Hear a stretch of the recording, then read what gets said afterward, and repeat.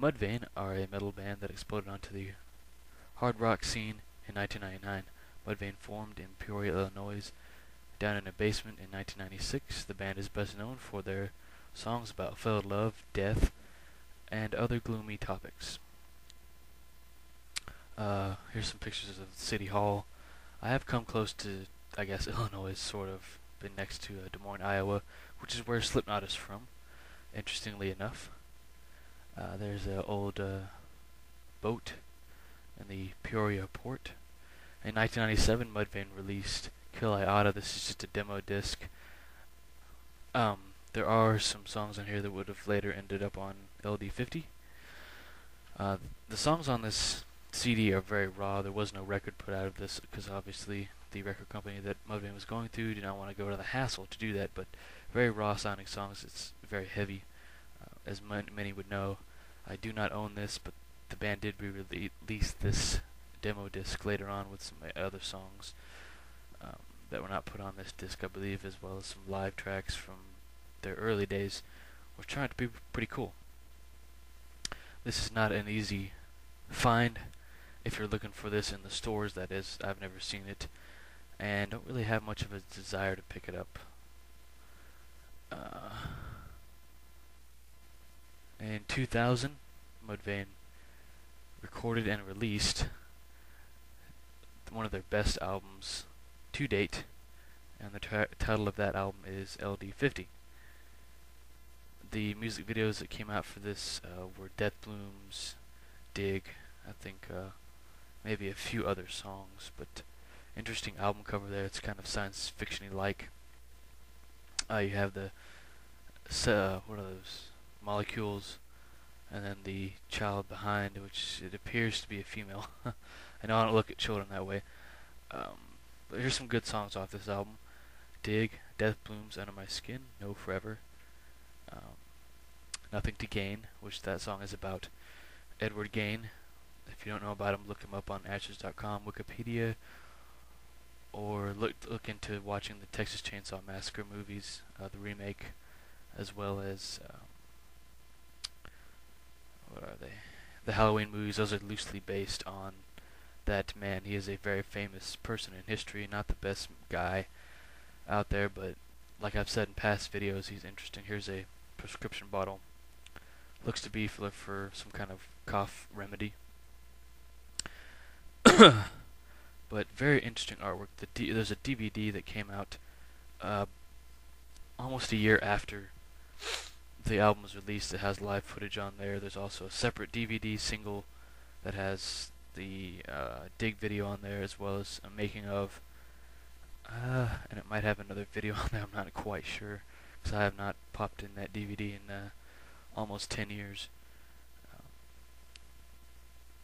Let's see.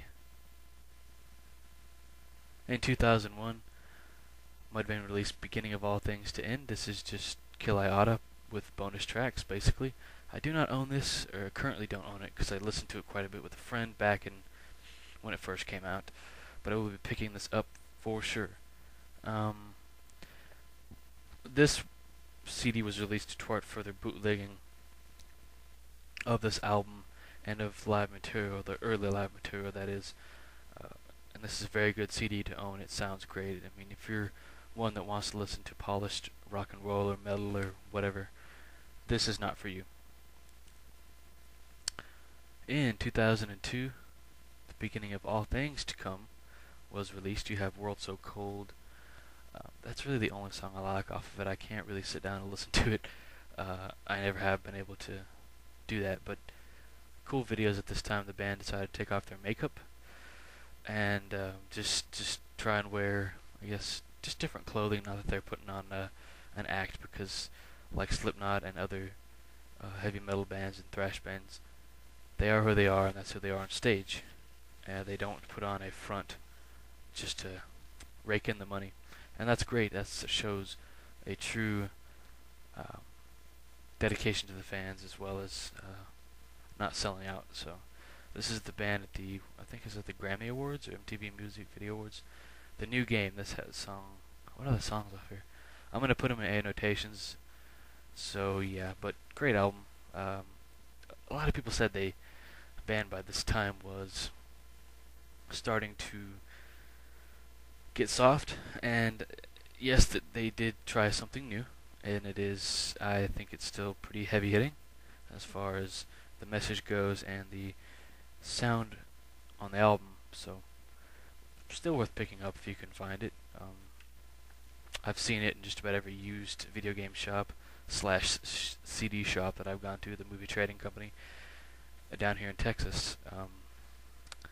LD50, though, that's kind of it's not that easy to find, which is amazing because it's a great album. I guess maybe the record company that produced it quit pressing the album. 2005, we saw Lost and Found come out. This album is better in my opinion. I can listen to several of the songs on this one, and I don't have the track listing with me, unfortunately. And I will put those good songs in annotations. In the future, guys, I'm going to stop doing this because I just like to be prepared and give you guys a well-rounded video. So yeah, but some good videos spawned out of this. I wish I had the CD here with me. I have had a chance to buy it and never did.